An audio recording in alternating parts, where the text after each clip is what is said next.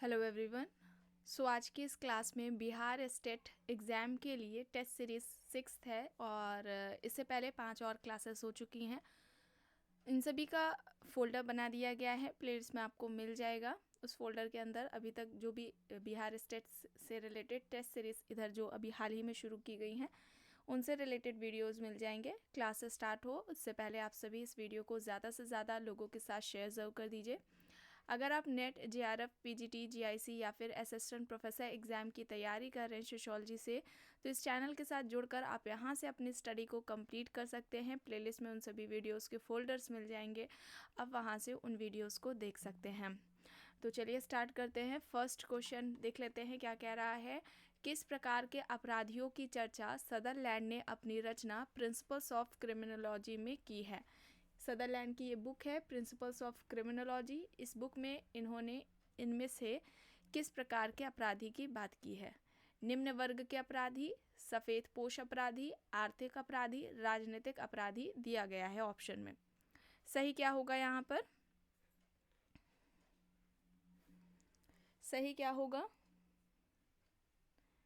देखिए, अगर सदरलैंड की बात आती है, यहाँ पर पहले आप लोगों को ये बताना है कि अपराधी की बात हो रही है, तो अपराधी यानी कि अपराध के अंतर्गत इस टॉपिक को कंप्लीट कराया गया है। यहाँ पर तो इन्होंने अपराधियों का वर्गीकरण भी दिया था। क्राइम से रिलेटेड क्लासेस हो चुकी हैं, क्राइम टॉपिक को कंप्लीट कराया जा चुका है। प्लेलिस्ट में इसका फोल्डर आपको मिल जाएगा, आप वहाँ से उन वीडियोस को देख सकते हैं। तो यहाँ पर सदरलैंड की बात आती है, तो सदरलैंड क्या है? अमेरिकन समाजशास्त्री हैं, ठीक है, अमेरिकन अपराध शास्त्री हैं। और यहाँ पर ये याद रखने की बात है कि आधुनिक अपराध शास्त्र का जनक सदरलैंड को ही माना जाता है। याद रखिएगा, इम्पॉर्टेंट है। आधुनिक अपराध शास्त्र का जनक कौन है? सदरलैंड है, ठीक है, अमेरिकन अपराध शास्त्री हैं, ये भी याद रखिएगा। और जैसा कि लोम्ब्रोसो के द्वारा कहा गया था कि अपराधी जन्मजात होते हैं, जन्म से ही व्यक्ति अपराधी होता है, तो ठीक इसके विपरीत इनका क्या कहना था कि अपराधी बनाए जाते हैं। ठीक है, अपराधी समाज के द्वारा बनाए जाते हैं, ये जन्मजात नहीं होते, यानी कि पैदा नहीं होते हैं अपराधी, बल्कि समाज के द्वारा बनाए जाते हैं। और अपराधी एक सीखा हुआ व्यवहार है, व्यक्ति समाज में रहकर ही आपराधिक गतिविधियों को सीखता है। इस वजह से इनका कहना था कि जो अपराधी है व्यवहार, वो क्या है? एक सीखा हुआ व्यवहार है, ना कि ये जन्मजात है। और इन्होंने जो अपराधियों का वर्गीकरण किया था, दो तरीके से किया था। एक तो निम्न वर्गीय अपराधी की बात की थी और दूसरा श्वेत वसन यानी कि जिसे सफ़ेद पोश अपराध कहा जाता है, इसकी बात की थी। तो यहाँ पर क्या हो जाएगा? श्वेत वसन यानी कि सफ़ेद पोश अपराध हो जाएगा। ऑप्शन बी यहाँ पर राइट आंसर हो जाएगा। आइए दूसरा प्रश्न देख लेते हैं। गॉफमैन किससे संबंधित है? ऑप्शंस दिए गए हैं विसरणवाद, प्रकारवाद, अभिनय शास्त्र, संरचनावाद। विसरणवाद, प्रकारवाद, अभिनय शास्त्र, संरचनावाद ऑप्शंस हैं। गॉफमैन इनमें से किनसे संबंधित हैं? सही क्या होगा यहाँ पर? सही क्या होगा? अभिनय शास्त्र से संबंधित है, ऑप्शन सी यहाँ पर राइट आंसर हो जाएगा। और गॉफमैन ने एक इनसे रिलेटेड प्रश्न पूछा जाता है, इसे ध्यान से सुनिएगा। गॉफमैन ने अंतरक्रियाओं का क्रम बताया था, ठीक है। अभी इनकी इंपॉर्टेंट बुक्स के बारे में भी बात करनी है, उससे पहले यहाँ पर एक इम्पॉर्टेंट हम लोगों को बात बताई जा रही है, इसे ध्यान से सुनिएगा। अंतरक्रियाओं का इन्होंने क्रम बताया था कुछ इस तरीके से। पहले ये रखते हैं व्यक्ति को, फिर उसके बाद संपर्क, संपर्क के बाद मुठभेड़, फिर मंच अभिनय, फिर सामाजिक प्रसंगों का अनुष्ठान। एक बार फिर से देख लेते हैं। व्यक्ति, फिर संपर्क आएगा, संपर्क के बाद मुठभेड़, फिर उसके बाद मंच अभिनय, फिर उसके बाद सामाजिक प्रसंगों का अनुष्ठान। और यहाँ पर अगर हम गॉफमैन की कुछ इंपॉर्टेंट बुक्स के बारे में बात करें, जो सबसे पहले एक इम्पॉर्टेंट बुक है, मोस्ट इम्पॉर्टेंट, जो कि आपने एग्जाम्स में भी देखी होगी, नेट के एग्जाम में भी ज़्यादातर पूछी गई है, the presentation of self in everyday life. Book का नाम क्या है? The presentation of self in everyday life, ये एक बुक है। इसके अलावा असाइलम भी इनकी बुक है, याद रखिएगा, असाइलम है इनकी। फिर उसके अलावा एनकाउंटर्स बुक है, क्या नाम बताया गया? एनकाउंटर्स। फिर ठीक है, स्टिग्मा एक बुक इनकी आ जाती है, स्टिग्मा, ठीक है, स्टिग्मा है। फिर इसके अलावा एक बुक है इंट्रैक्शन रिचुअल, ठीक है, इंट्रैक्शन, रिचुअल, ये एक बुक है। और फिर लास्ट में बिहेवियर इन पब्लिक प्लेसेस, ठीक है, बिहेवियर इन पब्लिक प्लेस, ये इनकी कुछ इंपॉर्टेंट बुक्स हो जाएंगी गॉफमैन की, जो कि आपको याद रखनी है। आइए आगे देखते हैं। प्रश्न है, निम्न में से कौन सही सुमेलित नहीं है? सही सुमेलित नहीं है ये बताना है। आइए देखते हैं। प्रकारवाद, रेडक्लिफ ब्राउन। संघर्ष, रॉल्फ डेहरेनड्रॉफ। प्रघटना विज्ञान, पीटर ब्लाउ। प्रतीकात्मक अंतरक्रियावाद, हर्बर्ट ब्लूमर। बताइए, अब देखकर बताइए कौन सा सही नहीं है। सही क्या हो जाएगा बताइए, कौन सा सही नहीं है उसे बताइए, कौन सा ऑप्शन होगा यहाँ पर राइट।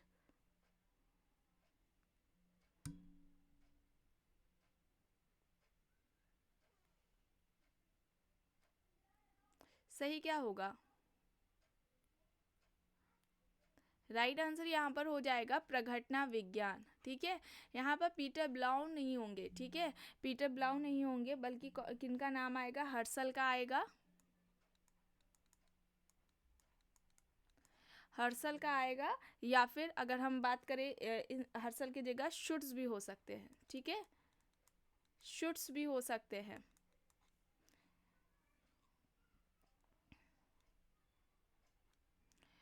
तो अगर हम बात करें हर्सल की, तो दार्शनिक प्रघटना शास्त्री हैं या दार्शनिक प्रघटना शास्त्री कह लेंगे हम हर्सल को, जिन्होंने सबसे पहले जो प्रघटना शास्त्र है इस शब्द की व्याख्या और उसका प्रयोग किया था। और लेकिन अगर हम समाजशास्त्र की बात करते हैं कि समाजशास्त्र में सामाजिक प्रघटना शास्त्र के जनक किसे माना जाता है, किसने प्रयोग किया है, तो एल्फ्रेड शुट्स है, ठीक है, ये याद रखिएगा। तो यहाँ पर सी राइट आंसर हो जाएगा। आइए आगे देख लेते हैं। प्रश्न है, निम्न में से किसने निषेध की व्याख्या सामाजिक नियंत्रण के यंत्रकारी रूप में की है?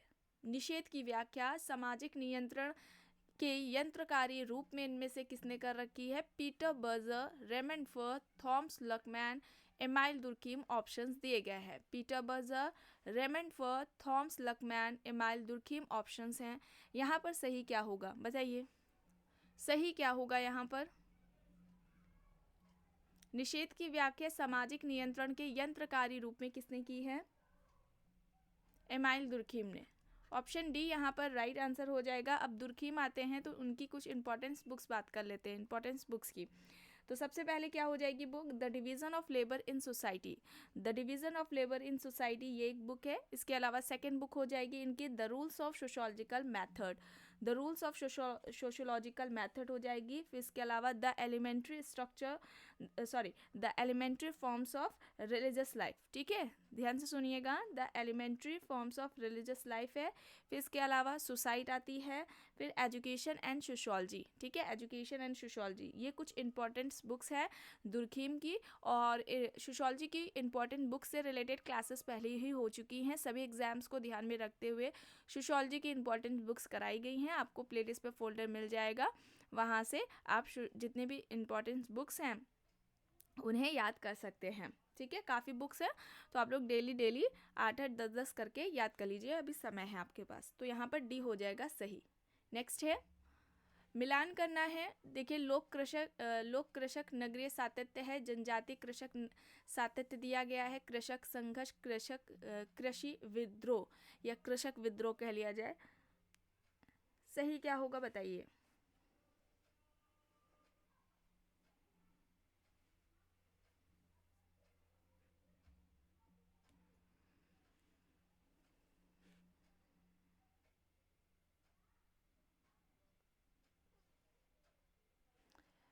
देखिए, लोक कृषक नगरीय सातत्य की बात रॉबर्ट रेडफील्ड ने की है। जनजाति कृषक सातत्य की बात सुरजीत सिन्हा ने की है। कृषक संघर्ष की बात AR देसाई ने की है। और कृषक विद्रोह की बात रणजीत गुहा ने की है। ऑप्शन बी यहाँ पर राइट आंसर हो जाएगा, ठीक है। चलिए आगे देख लेते हैं। किसने पहली बार जजमानी व्यवस्था की व्याख्या जातीय समूहों के मध्य प्रतिमानित अंतःक्रिया के रूप में की थी? पहली बार पूछा जा रहा है, पहली बार जजमानी व्यवस्था की व्याख्या जाति समूहों के मध्य प्रतिमानित अंतःक्रिया के रूप में किसने की? William Wiser, Oscar Lewis, AR Desai, Yogendra Singh options में है, बताइए। William Wiser, Oscar Lewis, AR Desai, Yogendra Singh options दे रखे हैं। जजमानी व्यवस्था, इस पर क्लास हो चुकी है।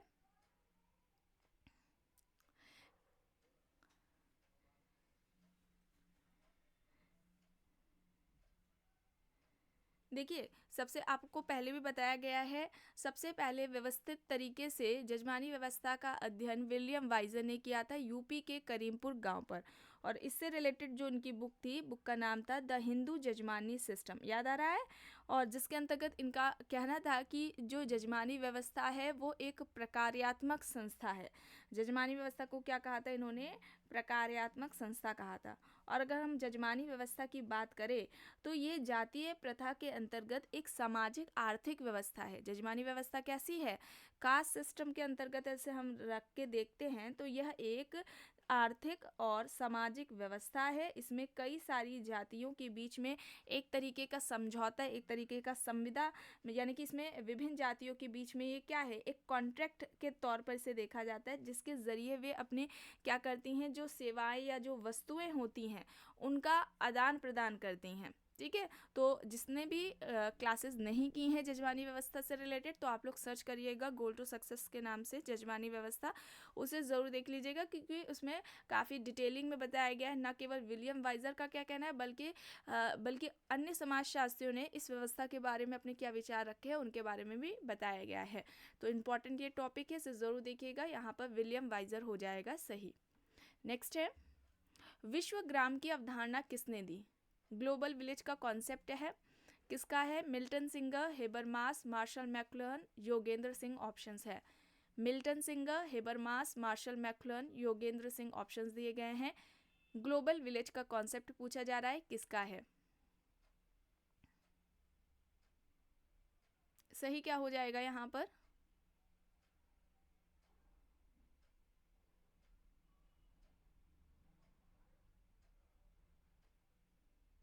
ग्लोबल विलेज, तो यहाँ पर मार्शल मैक्लुहन हो जाएगा। ऑप्शन सी यहाँ पर राइट होगा। नेक्स्ट है, औद्योगिकीकरण का आशय होता है, आइए देख लेते हैं। बड़े पैमाने पर कृषि उपज का होना, संस्कृति का प्रचार प्रसार होना, कृषि योग्य भूमि के स्थान पर उद्योगों की स्थापना, विभिन्न उद्योगों का बंद हो जाना। औद्योगिकीकरण का यहाँ पर क्या आशय है? इनमें से कौन औद्योगिकीकरण को सही तरीके से स्पष्ट करता है या फिर औद्योगिकीकरण से कौन इनमें से संबंधित है? देखकर बताइए।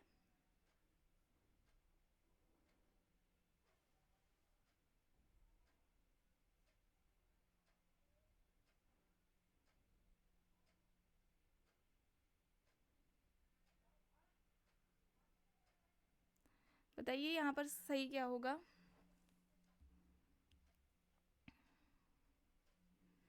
कृषि योग्य भूमि के स्थान पर उद्योगों की स्थापना। ठीक है, ऑप्शन सी यहाँ पर राइट होगा। नेक्स्ट है, ग्राम नगरीकरण, यह पद या शब्द किसके अध्ययन से संबंधित है? ग्राम, कस्बा और शहर, ग्रामीण क्षेत्रों का, ग्रामीण नगरीय लोगों की जीवन यापन शैली का।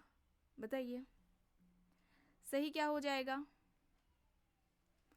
सही हो जाएगा ग्रामीण नगरीय लोगों की जीवन यापन शैली का। ऑप्शन डी यहाँ पर सही हो जाएगा। अब प्रश्न क्या कह रहा है? किसी औद्योगिक समाज में व्यावसायिक स्थिति किस प्रकार प्राप्त होती है?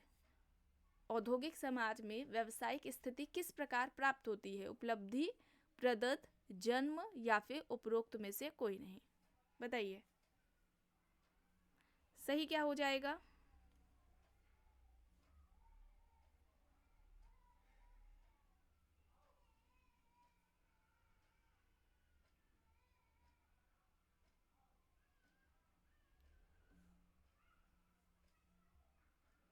सही क्या होगा यहाँ पर?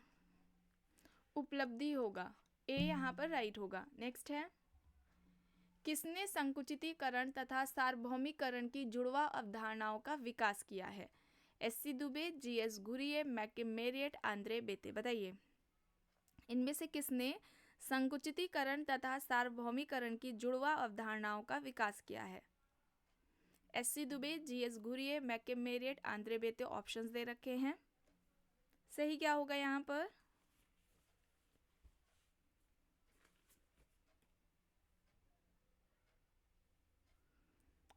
बताइए।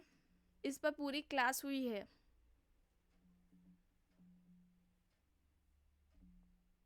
इन दोनों ही अवधारणाओं पर अलग अलग क्लासेस हो चुकी हैं। आपको कम्युनिटी पर इन दोनों ही क्लास का और जजमानी व्यवस्था का जो लिंक है वो शेयर कर दिया जाएगा। ठीक है, तो जितने भी चैनल से नए लोग जुड़ रहे हैं या जिन्होंने क्लासेस नहीं की हैं, तो ये इम्पॉर्टेंट टॉपिक है। इन्हें कम्युनिटी पर, चैनल की कम्युनिटी पर शेयर कर दिया जाएगा लिंक, आप लोग ज़रूर देख लीजिएगा। चूँकि एक पूरी क्लास है, ज़्यादा है नहीं, एक ही क्लास में से कंप्लीट कराया गया था, तो इसका फोल्डर नहीं बनाया गया था।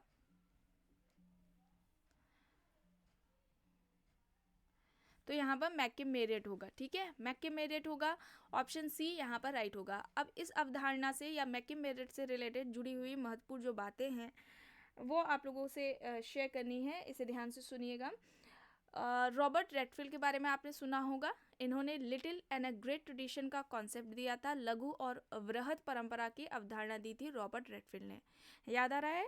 ठीक है, तो लघु और वृहद परंपरा की अवधारणा इन्होंने दे रखी थी रॉबर्ट रेडफील्ड ने। इनसे प्रभावित होकर मैकिम मेरिट ने और मिल्टन सिंगर ने, ठीक है, दो नाम है, मैकिम मेरिट और मिल्टन सिंगर ने स्थानीयकरण और सार्वभौमी, यहाँ पर संकुचितीकरण दिया है, तो यहाँ पर क्या हो जाएगा, संकुचितीकरण या फिर स्थानीयकरण कह लें आप। तो इनसे प्रभावित होकर रॉबर्ट रेडफील्ड से की जो लघु और वृहद परंपरा की अवधारणा है उनसे प्रभावित होकर मैकिम मेरिट और मिल्टन सिंगर ने स्थानीयकरण व सार्वभौमिकरण की अवधारणा दी थी। ठीक है, स्थानीयकरण या संकुचितीकरण की अवधारणा से इन्होंने लघु परंपरा के समरूप बताया था, और जबकि जो सार्वभौमिकरण की अवधारणा है उसे वृहद परंपरा के समरूप माना था। और मैकिम मेरिट का अध्ययन कहाँ पर है, ये भी इम्पोर्टेंट हो जाता है, क्योंकि फील्ड वर्क से भी रिलेटेड क्वेश्चन पूछा जाता है कि फील्ड वर्क एक साथ मैचिंग में दे दिया जाएगा, किसका किस पर फील्ड वर्क रहा है ना, इस तरीके से भी पूछते हैं। तो मैकिम मेरिट ने यूपी के किशनगढ़ी पर अध्ययन किया था। ठीक है, यूपी के किशनगढ़ी पर इनका अध्ययन था मैकिम मेरिट का। तो ये कुछ इनसे महत्वपूर्ण जुड़ी हुई बातें थी, इन्हें याद रखिएगा। ऑप्शन सी यहाँ पर राइट होगा। नेक्स्ट है, आधुनिकीकरण का अर्थ है पुरानी विचारधारा में कोई विश्वास नहीं, प्रत्येक पुराने तरीके के विरुद्ध, प्रत्येक तरीके पर विवेकपूर्ण तरीके से विश्वास, प्रत्येक आधुनिक तरीके पर अंधविश्वास। आधुनिकीकरण का अर्थ क्या है यहाँ पर? इनमें से कौन आधुनिकीकरण को सही तरीके से परिभाषित करता है? सही क्या हो जाएगा बताइए, बताइए। पुरानी विचारधारा में कोई विश्वास नहीं, प्रत्येक पुराने तरीके के विरोध, प्रत्येक तरीके पर विवेकपूर्ण तरीके से विश्वास, या फिर प्रत्येक आधुनिक तरीके पर अंधविश्वास। तो यहाँ पर क्या सही तरीके से परिभाषित कर रहा है इनमें से कौन? प्रत्येक तरीके पर विवेकपूर्ण तरीके से विश्वास। सी यहाँ पर राइट होगा। नेक्स्ट है, dimension of modern Indian culture. अब इसके लेखक कौन है? Pramila Kapoor, Neera Desai, D P Mukherjee, Yogendra Singh. Dimension of modern Indian culture, बताइए सही क्या होगा? Dimension of modern Indian culture, ये जब सोशियोलॉजी की इंपॉर्टेंट बुक्स बताई गई थी तो उसमें बताया गया था ये सभी, ये books. Dimension of modern Indian culture किसकी है? प्रमिला कपूर, नीरा देसाई, डीपी मुखर्जी, योगेंद्र सिंह। तो यहाँ पर डीपी मुखर्जी की ये हो जाएगी। ठीक है, डीपी मुखर्जी की, ऑप्शन सी यहाँ पर राइट आंसर हो जाएगा। अब डीपी मुखर्जी से रिलेटेड कुछ इंपॉर्टेंट्स बातों को के बारे में बात कर ली जाए, बातों को आप लोगों से जो फैक्ट्स बताए जा रहे हैं इन सभी के आप लोग नोट्स ज़रूर बना लीजिएगा, क्योंकि ये सिर्फ बताया ही नहीं, ऐसे ही नहीं बताया जा रहा है, इनसे रिलेटेड प्रश्न पूछा जाता है। ठीक है, तो इम्पॉर्टेंट है। चलिए ध्यान से सुनिएगा। डीपी मुखर्जी, ढुजेटी प्रसाद मुखर्जी इनका पूरा नाम है, और इन्होंने भारतीय इतिहास का द्वंदात्मक, ठीक है, भारतीय इतिहास का द्वंदात्मक प्रक्रिया से अध्ययन किया था। ठीक है, तो पहला आपको फैक्ट क्या बताया गया है? भारतीय इतिहास का इन्होंने द्वंदात्मक प्रक्रिया से अध्ययन किया था, और इन्होंने द्वंदात्मक संबंधों की भी बात की थी। अब किनके बीच इन्होंने द्वंदात्मक संबंध देखा? परंपरा और आधुनिकता के बीच में। ठीक है, पहला क्या है? परंपरा और आधुनिकता। दूसरा उपनिवेशवाद और राष्ट्रवाद के मध्य। ठीक है, उपनिवेशवाद और राष्ट्रवाद के मध्य में। और तीसरा व्यक्तिवाद और समूहवाद के बीच में। ठीक है, इन्होंने द्वंदात्मक संबंध पाए। और इनका ये भी कहना था कि ये सभी एक दूसरे को प्रभावित करते भी हैं और एक दूसरे से प्रभावित होते भी हैं। ठीक है, तो यहाँ पर और एक इम्पॉर्टेंट मोस्ट इम्पॉर्टेंट है कि इनका ये कहना था कि भारतीय समाज का अगर हमें अध्ययन करना है तो हमें सबसे पहले क्या करना चाहिए, भारतीय परंपराओं का अध्ययन करना चाहिए। ठीक है, तभी हम बेहतर तरीके से भारतीय समाज को समझ पाएंगे। तो अगर हम भारतीय समाज का अध्ययन करना चाहते हैं तो उससे पहले हमें क्या करना होगा, भारतीय परंपराओं को समझना होगा, भारतीय परंपराओं का अध्ययन करना होगा, तभी हम बेहतर तरीके से भारतीय समाज को हम समझ पाएंगे। ठीक है, तो इन सभी बातों को याद रखिएगा। चलिए आगे देख लेते हैं। प्रश्न है, किसने कहा है कि सभ्यता संस्कृति का अत्यधिक जटिल तथा विकसित रूप है। अब संस्कृति की बात हो रही है, कल्चर अभी जल्द ही इस टॉपिक को कंप्लीट कराया गया है। प्लेलिस्ट में आपको कल्चर के नाम से फोल्डर मिल जाएगा। ठीक है, तो वहाँ से इस टॉपिक को कंप्लीट कर लीजिएगा। सभ्यता संस्कृति का अत्यधिक जटिल तथा विकसित रूप है, यह तर्क किसका है। ऑप्शंस दे रखे हैं, Ghislaine and Ghislaine, ऑकबर्न, Sumner, Kingsley Davis. बताइए सही क्या होगा। Ghislaine and Ghislaine, ऑकबर्न, Sumner, Davis options हैं। सभ्यता संस्कृति का अत्यधिक जटिल तथा विकसित रूप है, यह किसका कहना है।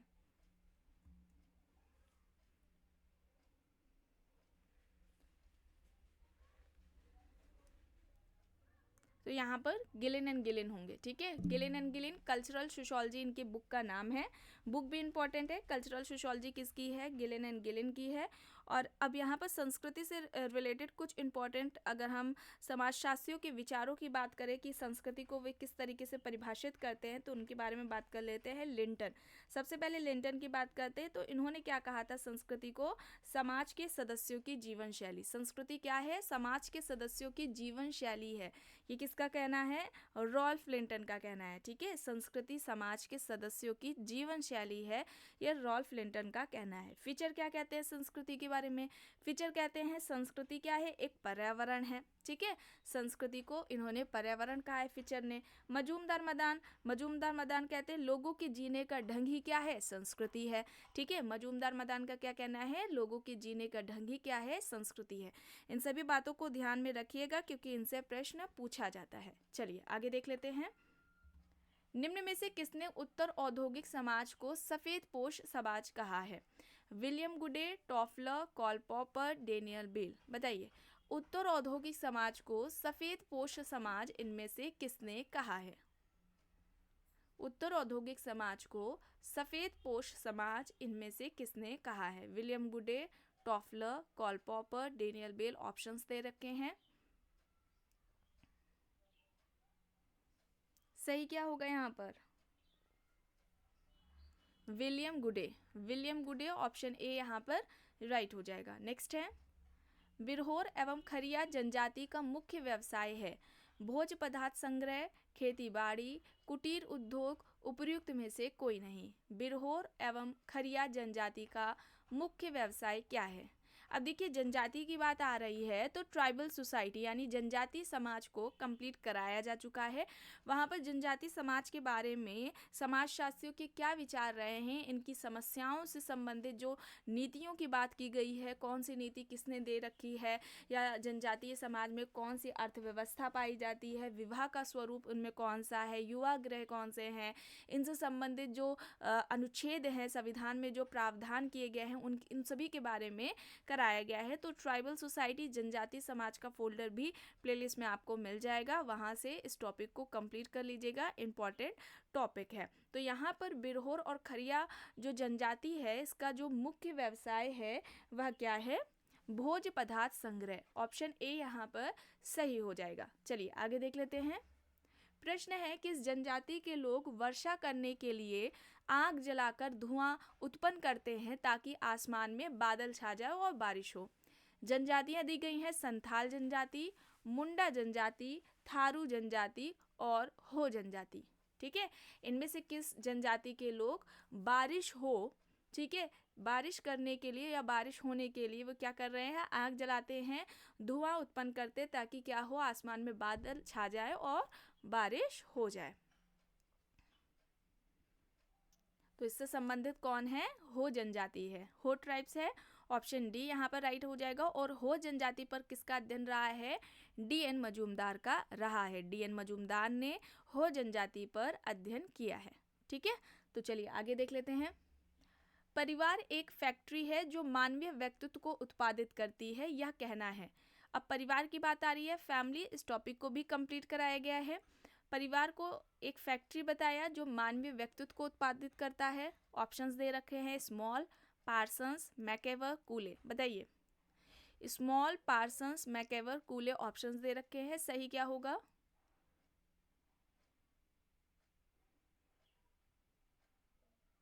सही क्या होगा यहाँ पर?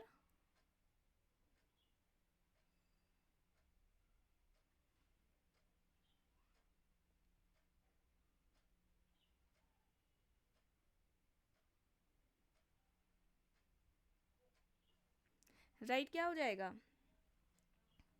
पार्सन्स हो जाएगा, टॉलकट पार्सन्स हो जाएगा। बी यहाँ पर राइट आंसर हो जाएगा। ठीक है, बी यहाँ पर राइट आंसर हो जाएगा। और कूले के बारे में बात की जाए तो कूले ने परिवार को मानव जीवन की पोशिका कहा था। ठीक है, मानव जीवन की पोशिका कहा था कूले ने, ये भी याद रखिएगा। नेक्स्ट है, किसके अनुसार संस्कृति मानव प्रजाति की स्मृति है? संस्कृति को मानव प्रजाति की स्मृति किसने कहा है? ऑप्शंस दे रखे हैं, रॉस, नैनकी, चार्ल्स-पेज, बेयरस्टेट। बताइए, रॉस, नैनकी, चार्ल्स-पेज, बेयरस्टेट ऑप्शंस हैं। सही क्या होगा? संस्कृति मानव प्रजाति की स्मृति है। राइट क्या होगा यहाँ पर? किसका ये तर्क है?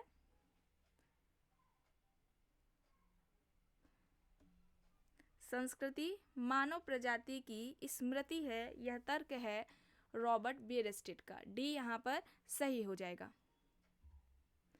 आइए अब यहाँ देख लेते क्या कह रहा है प्रश्न। किसके अनुसार स्वजातीयवाद संघर्ष का प्रथम प्रमुख आधार है? स्वजातीयवाद को संघर्ष का प्रथम प्रमुख आधार इनमें से किसने माना? कार्ल मार्क्स, एले Coser, Kingsley Davis, C.W. Mills. Karl Marx, एले Coser, Kingsley Davis, C.W. Mills options हैं। स्वजातीयवाद संघर्ष का प्रथम प्रमुख आधार है, यह किसका मानना है? सही क्या होगा? राइट क्या है यहाँ पर? राइट हो जाएगा किंग्सले डेविस। किंग्सले डेविस और इनके एक इम्पॉर्टेंट बुक का नाम क्या है? Human society. ह्यूमन सोसाइटी इनकी एक बुक है। ठीक है, इम्पॉर्टेंट। चलिए आगे देख लेते हैं। निम्न में से किसने ग्राम नगर सातत्य की अवधारणा दी? ग्राम नगर सातत्य की अवधारणा किसकी है इनमें से? Louis Wirth, Robert E Park, Robert Redfield, Henry Maine. बताइए, Louis Park, Robert E Park, Robert Redfield, Henry Maine options हैं। ग्राम नगर सातत्य की अवधारणा इनमें से किसने दी है? सही क्या होगा यहाँ पर? Robert Redfield. Robert Redfield option C यहाँ पर राइट आंसर हो जाएगा। ठीक है, अब रॉबर्ट रेडफील्ड की बात आती है तो इनकी अवधारणाएं जो कि आपको कई बार पहले भी बताई जा चुकी है। लघु समाज यानी कि लिटिल कम्युनिटी की अवधारणा दी थी। लघु समुदाय को जन्म से लेकर मृत्यु तक का प्रबंधन कहा था इन्होंने। इस तरीके से भी प्रश्न बनता है कि लघु समुदाय जन्म से लेकर मृत्यु तक का प्रबंधन है, ये किसने कहा है? तो रॉबर्ट रेडफील्ड का है। ठीक है, इसके अलावा लघु समुदाय का उदाहरण गांव को बताया था इन्होंने। कृषक समाज की भी अवधारणा रॉबर्ट रेडफील्ड ने ही दी है। कृषक समाज, पीजन सोसाइटी, इस पर पूरी एक क्लास हो चुकी है। इसका फोल्डर पूरा बना दिया गया, 3-4 क्लासेस हुई हैं इस टॉपिक, इस कॉन्सेप्ट से रिलेटेड, कृषक समाज से। और कृषक समाज की अवधारणा रॉबर्ट रेडफील्ड ने किस बुक में दी है?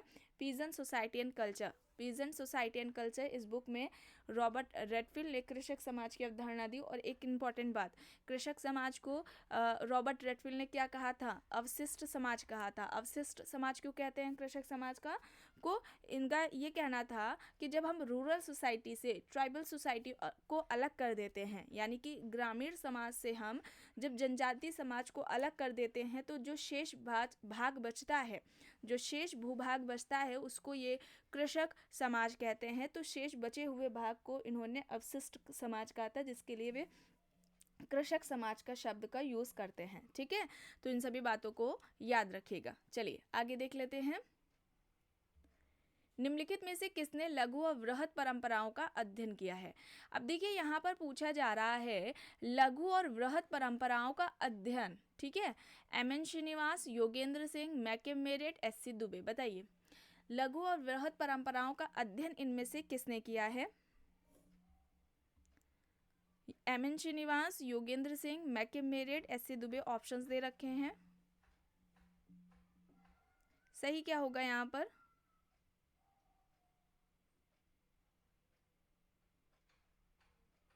M N. Srinivas, Yogendra Singh, McKim Marriott, S C. Dube. Options हैं।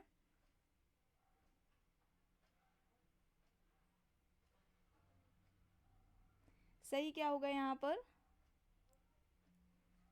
मैकम मेरिट। मैकम मेरिट होगा, ऑप्शन सी यहाँ पर राइट होगा। नेक्स्ट है डीपी मुखर्जी की किस पुस्तक में आधुनिकीकरण की अवधारणा प्रथम बार प्रयुक्त हुई? आइए देख लेते हैं बुक्स।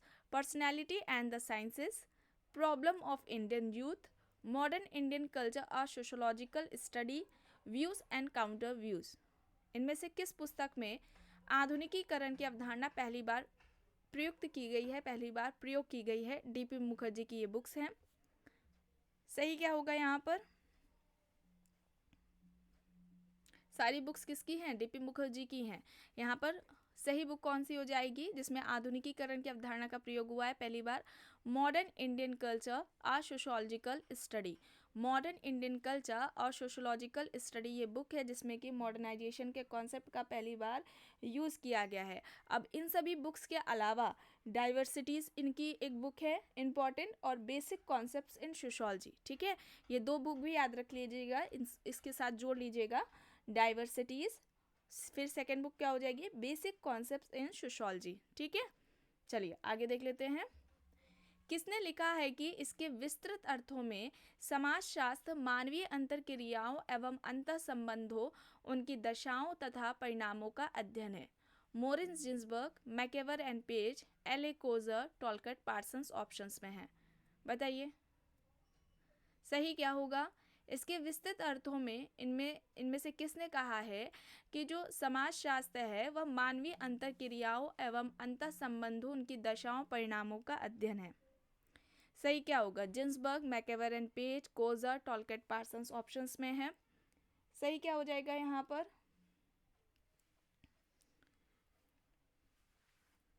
सही हो जाएगा मोरिस जिन्सबर्ग, ठीक है। ए यहाँ पर राइट आंसर हो जाएगा। नेक्स्ट है पति पत्नी की परिधि तथा इसके केंद्र में स्थित रक्त संबंधियों से बनने वाले परिवार को क्या कहा जाता है? पति पत्नी की परिधि तथा इसके केंद्र में स्थित रक्त संबंधियों से बनने वाले परिवार को क्या कहा जाता है? रक्त मूलक परिवार, दाम्पत्य मूलक परिवार, प्रजनन परिवार, या फिर उपर्युक्त में से कोई नहीं? बताइए सही क्या होगा इनमें से? फैमिली टॉपिक जब कंप्लीट कराया गया था तो बताया गया था यहाँ पर जो भी राइट ऑप्शन होगा, आप लोग फिलहाल बताइए, पहले बताइए आप सही क्या होगा?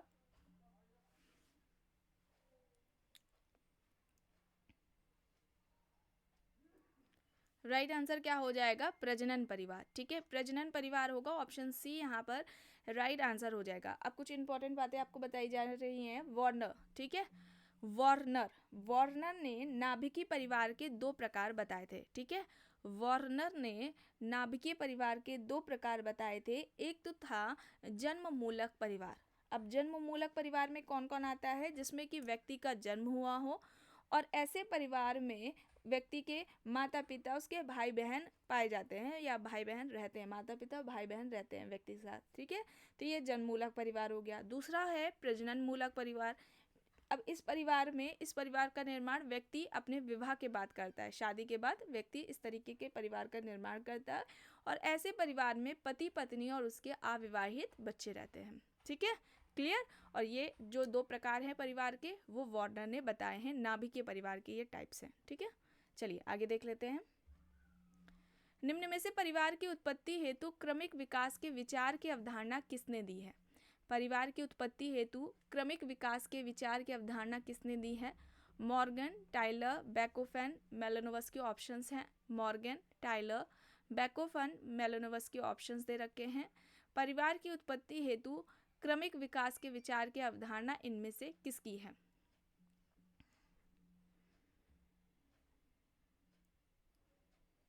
सही क्या होगा यहाँ पर? देखिए, फैमिली टॉपिक इंपॉर्टेंट है, इसे ज़रूर देख लीजिएगा, प्लेलिस्ट में फोल्डर मिल जाएगा। जिसने भी क्लासेस नहीं करी हैं फैमिली से रिलेटेड, इंपॉर्टेंट है, मॉर्गन होगा। ऑप्शन ए यहाँ पर राइट आंसर हो जाएगा। और किस किस परिवार के बारे में बात की है, तो आइए उन पे भी बात कर लेते हैं। पहला बताया इन्होंने समरक्त परिवार। पहला परिवार क्या है? समरक्त परिवार है। दूसरा परिवार हो जाएगा समूह विवाहीय परिवार। ठीक है, दूसरा क्या हो जाएगा? समूह विवाहीय परिवार। तीसरे नंबर पर आता है युगल परिवार। ठीक है, युगल परिवार हो जाएगा। फिर आता है चौथे नंबर पर पितृ सत्तात्मक परिवार। ठीक है, पितृ सत्तात्मक परिवार हो जाएगा। एंड लास्ट में एक विवाहीय परिवार हो जाएगा। ठीक है, लास्ट में क्या हो जाएगा? एक विवाहीय परिवार हो जाएगा। और ये मॉर्गन ने बताए हैं, तो ए यहाँ पर राइट होगा। नेक्स्ट है, सामाजिक स्त्रीकरण का प्रकार्यात्मक सिद्धांत किसने दिया है? अब सोशल स्ट्रैटिफिकेशन, सामाजिक स्त्रीकरण, इसे भी कंप्लीट कराया गया है, ये भी काफ़ी इंपॉर्टेंट है, इससे भी रिलेटेड प्रश्न पूछे जाते हैं। अब यहाँ पर पूछा जा रहा है, देखिए, सामाजिक स्त्रीकरण का प्रकार्यात्मक सिद्धांत किसने दे रखा है? Cooley, Kingsley Davis, Karl Marx, Max Weber हैं, बताइए सही क्या होगा यहाँ पर?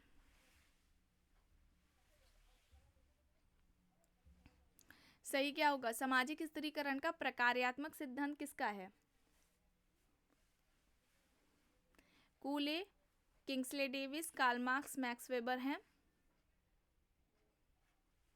देखिए, कार्ल मार्क्स का जो प्रकार्यात्मक सिद्धांत है वो किंग्सले डेविस और विल्बर्ट मूर का था। ठीक है, किंग्सले डेविस और विल्बर्ट मूर ने सामाजिक स्त्रीकरण का प्रकार्यात्मक सिद्धांत दिया था।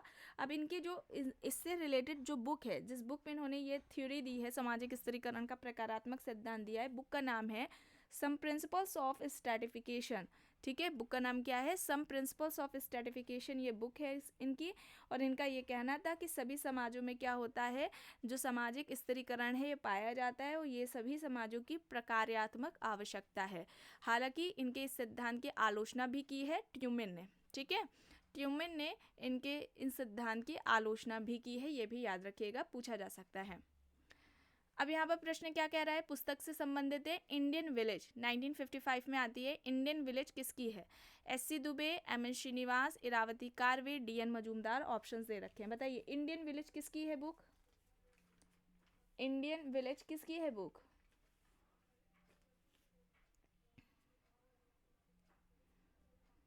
इंडियन विलेज, इंडियन विलेज हो जाएगी एस.सी. दुबे। एस.सी. दुबे का पूरा नाम है श्यामा चरण दुबे। एस.सी. दुबे यहाँ पर हो जाएंगे सही। अब इसके अलावा इनके और भी कुछ इंपॉर्टेंट बुक्स के बारे में बात कर ली जाए। द कमार, ठीक है, कमार जनजाति पर इनका अध्ययन भी रहा है एस.सी. दुबे का, और इसी के नाम से भी इनकी बुक है द कमार। फिर उसके अलावा एक बुक है एन इंडियन विलेज। ठीक है, एन इंडियन विलेज हो जाएगी। इंडियाज चेंजिंग विलेजेस, ये भी एक बुक है इनकी, इंडियाज चेंजिंग विलेजेस। ठीक है, तो पहली हो गई द कमार, सेकंड नंबर पर आती है एन इंडियन विलेज, फिर थर्ड नंबर पर India's changing village, fourth number पर contemporary India and its modernisation. Contemporary India and its modernisation, ये कुछ इंपॉर्टेंट बुक्स हैं एस.सी. दुबे की। और इन्होंने परंपरा का बहुलवादी सिद्धांत दिया था, या बहुल परंपरा का सिद्धांत भी दे रखा है एस.सी. दुबे ने। शामीरपेट गांव पर इनका अध्ययन भी रहा है, और प्रभु व्यक्ति की अवधारणा भी एस.सी. दुबे ने ही दी हुई है। चलिए आगे देख लेते हैं। हिंदू सोशल ऑर्गेनाइजेशन, अब ये पुस्तक किसकी है? Hindu social organisation. सारी बुक्स बताई गई हैं, सोशोलॉजी के जो इंपॉर्टेंट बुक्स हैं उनमें ये सब कराया गया है। Hindu social organisation, R K. Mukherjee, P H. Prabhu, M N. Srinivas, K M. Kapadia, बताइए हिंदू सोशल ऑर्गेनाइजेशन किसकी है? R K. Mukherjee, P H. Prabhu, M N. Srinivas, K M. Kapadia. सही क्या होगा यहाँ पर? Hindu social organisation, right answer हो जाएगा पी.एच. प्रभु, बी यहाँ पर राइट हो जाएगा। ठीक है, चलिए लास्ट देख लेते हैं प्रश्न। यह कथन किसका है कि भूमिका परिस्थिति का गतिशील पहलू है, जहां परिस्थिति का संबंध प्रतिष्ठा से है और भूमिका का संबंध निष्पादन से है? Ralph Linton, R K. Merton, Max Weber, Peter Berger options में है। इनमें से किसका कथन है, किसका तर्क है कि भूमिका परिस्थिति का गतिशील पहलू है, जहाँ प्रस्तुति का संबंध प्रतिष्ठा से होता है, वहीं पर भूमिका का संबंध निष्पादन से है। विकल्प दिए गए हैं Ralph Linton, R K. Merton, Max Weber, Peter Berger. सही क्या होगा बताइए। भूमिका की आया है प्रश्न में, तो स्टेटस एंड रोल, प्रस्तुति और भूमिका, इस टॉपिक को कंप्लीट कराया जा चुका है। काफ़ी महत्वपूर्ण ये आपका टॉपिक है। आपके एग्ज़ाम में, किसी भी एग्ज़ाम में इससे रिलेटेड आपको क्वेश्चन देखने को मिलेंगे। और प्लेलिस्ट में आपको 2 फोल्डर मिल जाएंगे। दोनों ही फोल्डर में जितनी भी क्लासेस कराई गई हैं इस टॉपिक से रिलेटेड, उन सभी को ज़रूर देख लीजिएगा। सबसे पहले भूमिका और प्रस्तुति, सबसे पहले प्रस्तुति और भूमिका का व्यवस्थित तरीके से जो अध्ययन किया था रॉल्फ लिंटन ने किया था अपनी book the study of man में। और उनमें उन्होंने क्या कहा था, प्रस्तुति के 2 प्रकार बताए थे, प्रदत्त प्रस्तुति और अर्जित प्रस्तुति। प्रदत्त प्रस्तुति जो कि व्यक्ति को जन्म से ही मिल जाती है, जैसे कि जेंडर है ना, जेंडर हो जाएगा, कास्ट हो जाएगी, जो कि जन्म से व्यक्ति को मिलती है। और दूसरी है अर्जित प्रस्तुति, जिसे व्यक्ति अपनी योग्यता से प्राप्त करता है, कुशलता से प्राप्त करता है। तो ये सभी इसके अंतर्गत आ जाएंगी, अर्जित प्रस्तुति के अंतर्गत। यहाँ पर फिलहाल सही क्या हो जाएगा, रॉल्फ लिंटन हो जाएगा। ए यहाँ पर राइट हो जाएगा। तो आज की क्लास में बस इतना ही। आई होप ये आपको पसंद आई होगी। अगर पसंद आई है तो प्लीज़ लाइक करिएगा, कमेंट करके ज़रूर बताइएगा। चैनल पर अगर आप नए हैं तो चैनल को भी ज़रूर सब्सक्राइब कर लीजिएगा। एंड इस वीडियो को जितना हो सके ज़्यादा से ज़्यादा लोगों के साथ शेयर भी ज़रूर करिएगा। Thank you.